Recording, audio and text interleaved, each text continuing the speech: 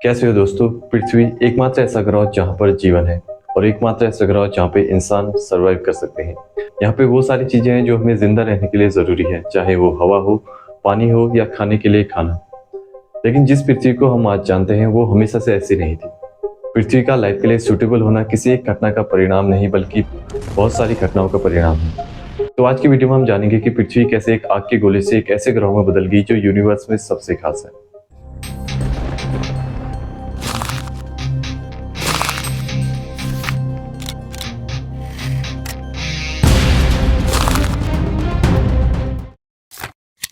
इस सब की शुरुआत आज से लगभग 5 अरब साल पहले होती है। मिल्की वे गैलेक्सी के बाहरी छोर पर एक गैस और धूल का बादल मंडरा रहा था। ये वो आम बादल नहीं जिसे हम जानते हैं। ये बादल सैकड़ों लाइट ईयर तक फैला हुआ था। इस तरह के बादल को मॉलिक्यूलर क्लाउड कहते हैं। स्पेस में जब किसी तारे का फ्यूल खत्म हो जाता है तो वो एक्सप्लोड कर जाते हैं, जिसे सुपरनोवा कहते हैं। सुपरनोवा विस्फोट के बाद स्पेस में बहुत सारा मलबा फैल जाता है जिसमें भारी तत्व जैसे कि आयरन और निकल उपस्थित होते हैं। और इस तरीके के सुपरनोवा विस्फोट से मॉलिक्यूलर क्लाउड बनते हैं। करीब 10 मिलियन साल बाद ग्रेविटी के कारण ये धूल और गैस के बादल आपस में सिकुड़ते गए। जैसे जैसे ग्रेविटी इन्हें पास लाती वैसे वैसे इनकी रोटेशन की स्पीड बढ़ती गई और एक पॉइंट पर सारे का सारा मास केंद्रित होने लगा। जब एक पॉइंट पे सारा मास केंद्रित होने लगा तो उस वजह से उस पॉइंट पे काफी ज्यादा हीट पैदा हुई और बाद में यही घूमता हुआ सेंटर हमारा सन बना। रोटेशन होने की वजह से बाकी का मॉलिक्यूलर क्लाउड चारों तरफ फैल गया जिससे एक डिस्क बनी और यही वो मटेरियल था जिससे हमारे सोलर सिस्टम के बाकी के प्लेनेट और मून्स बनने वाले थे। धूल और कण के बादल आपस में जुड़ते गए और जैसे ही इनका डायमीटर 1 या 2 किलोमीटर का हो गया तो इनके पास इतनी ग्रेविटेशनल फोर्स आ गई कि अपने आसपास के मॉलिक्यूलर क्लाउड से मटेरियल को अपनी ओर खींच सके। जैसे जैसे इनका साइज बढ़ते गया इनकी ग्रेविटेशनल फोर्स भी बढ़ती गई और ये अपने आसपास के मॉलिक्यूलर क्लाउड से मटेरियल को तेजी से खींचने लगे और तब तक खींचते रहे जब तक कि सारा मटेरियल खत्म नहीं हो गया। वैज्ञानिक मानते हैं कि शुरुआती सोलर सिस्टम में कम से कम 20 प्लैनेट का निर्माण हुआ होगा और इस काम को होने में लगभग 3 मिलियन ईयर्स लगे होंगे। इसके बाद का समय सोलर सिस्टम में तबाही वाला था। इन 20 प्लैनेट की ग्रेविटी एक दूसरे को अट्रैक्ट करने लगी जिससे ये आपस में टकराने लगे। हर टक्कर के बाद 2 प्लैनेट मिलकर एक नए प्लैनेट का निर्माण करते थे और ये प्रोसेस तब तक चलती रही जब तक सिर्फ कुछ ही प्लैनेट ना बचे रह गए, जिनमें वीनस, मरकरी, मार्स और हमारी अर्थ शामिल है। वैज्ञानिक मानते हैं कि पृथ्वी इसी स्टेट में लगभग 30 मिलियन ईयर्स तक रही होगी। शुरुआती दिनों में पृथ्वी कैसी रही होगी? पृथ्वी का तापमान 8,500 डिग्री फ़ारेनहाइट था। यह तापमान इतना ज्यादा है कि इंसानी शरीर कुछ ही सेकंडों में भाप बन जाए। जीवन को पनाह देने के लिए पृथ्वी को बहुत सारे खतरों से निपटना था और उनमें से सबसे पहले जो खतरा आता है वो है सन से आने वाले चार्ज पार्टिकल का तूफान। ये तूफान इतने खतरनाक होते हैं कि किसी प्लैनेट से जीवन की पूरी संभावनाओं को ही खत्म कर दे।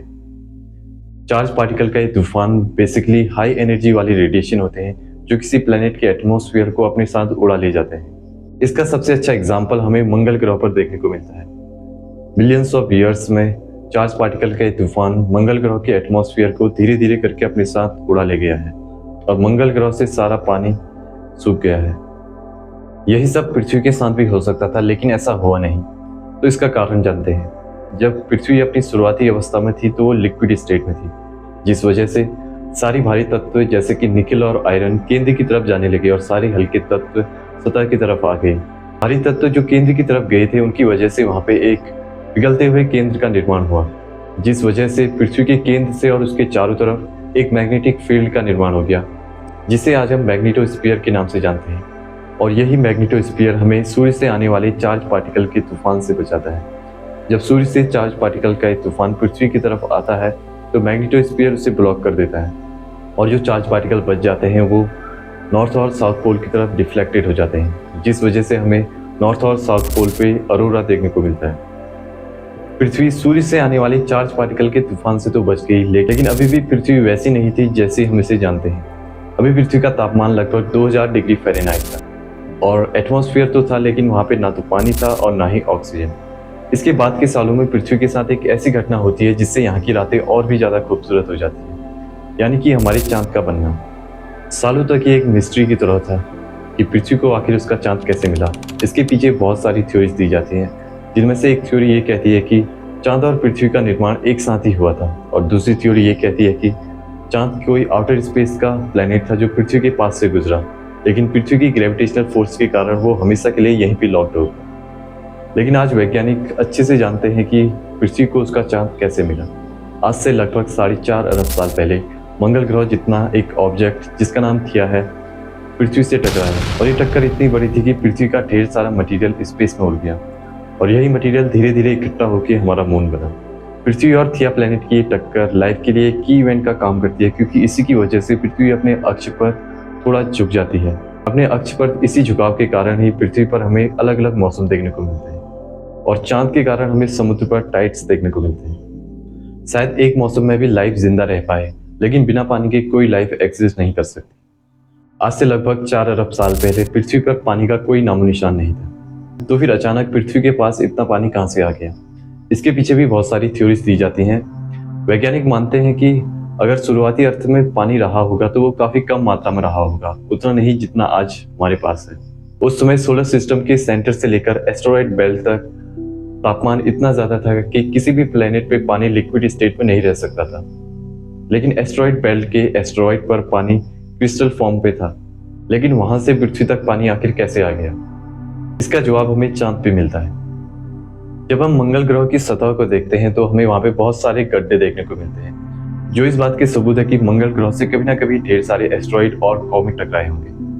पास्ट में अर्थ ने भी कभी ना कभी एस्टेरॉयड और कॉमेट की इस बारिश का सामना किया होगा। ये एस्टेरॉयड और कॉमेट्स अपने साथ पानी लाए। इनमें पानी क्रिस्टल फॉर्म पे प्रिजर्व रहता है। एस्टेरॉयड और कॉमेट पृथ्वी से इस मात्रा में टकराए कि उनकी वजह से पृथ्वी पर समुद्र का निर्माण होने लगा।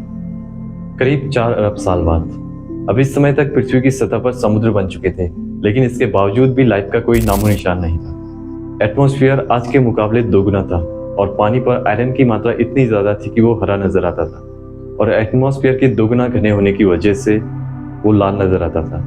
अभी पृथ्वी का तापमान लगभग 2000 डिग्री फ़ारेनहाइट था, और एटमॉस्फेयर पे नाइट्रोजन, कार्बन डाइऑक्साइड और CO2 काफी मात्रा में थी, लेकिन कोई ऑक्सीजन नहीं थी। लगभग 3.5 अरब साल पहले हमारी कहानी में एक ऐसे हीरो की एंट्री होती है जो अर्थ की कंडीशन को पूरी तरीके से बदल देता है। इनका नाम है स्ट्रोमेटिलाइट्स। पिलर की तरह दिखने वाले ये स्ट्रक्चर छोटे छोटे बैक्टीरिया से बने होते हैं, जो फोटोसिंथेसिस का इस्तेमाल करके कार्बन डाइऑक्साइड से ऑक्सीजन बनाते हैं। आखिर स्ट्रोमेटिलाइट्स कैसे अस्तित्व में आए, इसके बारे में हम हमारी अगली वीडियो में जानेंगे, जहाँ पे हम लाइफ के एवोल्यूशन को काफी डिटेल में डिस्कस करेंगे। स्ट्रोमेटिलाइट्स ने पृथ्वी पर मौजूद CO2 को ऑक्सीजन में बदलना स्टार्ट कर दिया। ये स्ट्रक्चर पानी के अंदर मौजूद थे, जिस वजह से ऑक्सीजन आयरन के साथ रिएक्शन करने लगी। ऑक्सीजन और आयरन के रिएक्शन से हमें रस्ट मिलता है, और पानी में आयरन की मात्रा इतनी ज्यादा थी कि लगभग 1 अरब साल लग गया सारे के सारे आयरन को रस्ट बनने में। और जब ये रस्ट बनता तो ये समुद्र की सतह पर धीरे धीरे करके इकट्ठा होने लगा। जब समुद्र में मौजूद सारे आयरन से ऑक्सीजन ने रिएक्शन करके रस्ट बना दिया, तब धीरे धीरे करके एटमॉस्फेयर पे ऑक्सीजन का लेवल बढ़ने लगा। लगभग 2.5 अरब साल पहले एटमॉस्फेयर पे ऑक्सीजन का लेवल इतना सामान्य हो गया कि वहां पे ह्यूमंस और एनिमल्स सर्वाइव कर पाए। अब पृथ्वी लाइफ के लिए बिल्कुल परफेक्ट हो चुकी थी। अब इसके बाद पृथ्वी पर लाइफ का एवोल्यूशन होता है, जिसमें डायनासोर्स की एक लंबी कहानी और इंसानों की छोटी सी कहानी शामिल है। ये था पृथ्वी का इतिहास, जहां हमने जाना कि कैसे सिर्फ धूल और गैस के एक बादल से एक ऐसा ग्रह बना जो जीवन को पनाह दे सके। उम्मीद है आपको आज की वीडियो पसंद आई होगी। इसके बाद आने वाली वीडियो पे हम लाइफ के एवोल्यूशन को डिस्कस करेंगे, जिसमें डायनासोर्स और इंसानों का इतिहास शामिल होगा। तो आपसे मुलाकात होगी नई वीडियो में। तब तक के लिए धन्यवाद।